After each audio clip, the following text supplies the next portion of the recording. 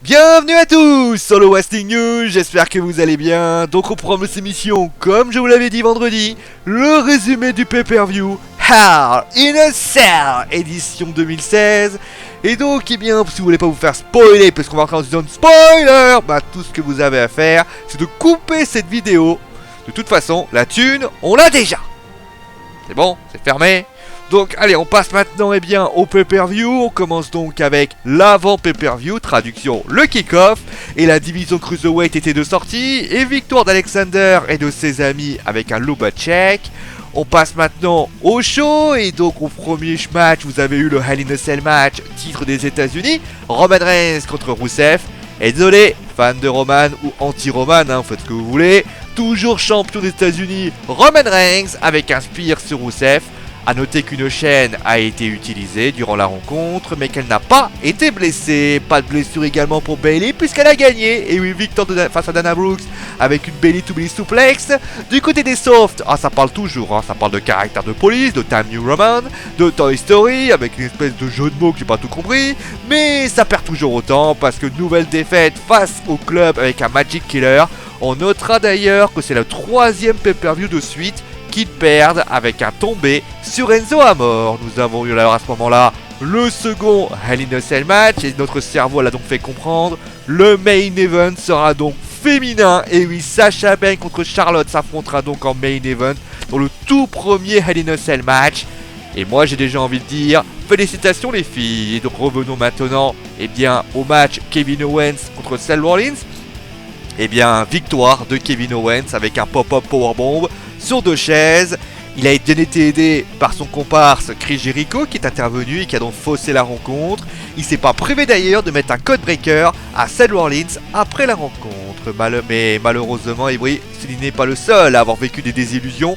Il y en a un autre qui a vécu une désillusion, c'est Brian Kendrick qui forcément ne sera pas félicité après la rencontre puisqu'il gagne, c'est bien, il tombe le nouveau Cruiserweight Championship.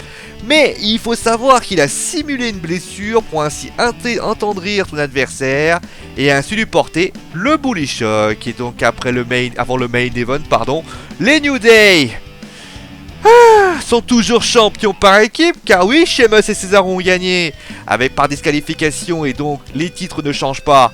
Pour faire simple, Sheamus a frappé Biggie avec Francesca qui brillait autour autant que celle de TPMS, mais Kofi l'a envoyé au paradis et donc à ce moment-là, disqualification. Notera d'ailleurs que au même moment, Cesaro faisait taper Xavier Wood.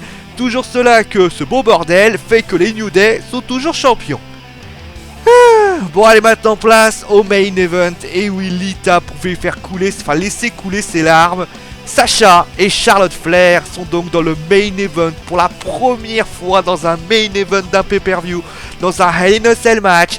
Et ça a été le bordel, bagarre dans la foule, Sasha qui se prend un powerbomb sur la table des commentateurs. On imagine à ce moment-là la fin, Sasha est tombé dans une civière avec un dos brisé. On va annoncer la nouvelle championne, mais la boss revient, donne tout. Mais malheureusement, ce ne sera pas suffisant. Charlotte met 2 powerbombs sur une table, sort son Natural Selection. Et oui, fan de Sasha, la boss est tombée. Nouvelle Charlotte Flair dans un match où l'histoire a été créée. Mais la question que je vous pose tous, avez-vous apprécié la fin et surtout avez-vous apprécié cette histoire? En tout cas, bien sûr, n'hésitez pas bien sûr à nous donner vos ressentis pour ceux qui ont suivi le match. Est-ce que selon vous, ce match a marqué l'histoire de la WWE? Mais en tout cas, nous, c'est la fin du Wrestling News.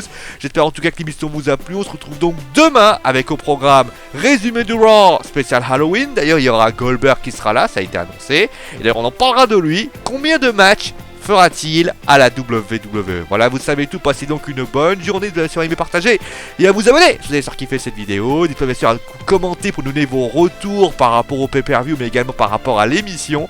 Nous on se retrouve donc demain et je vous souhaite bien sûr une bonne journée. Allez, ciao tout le monde!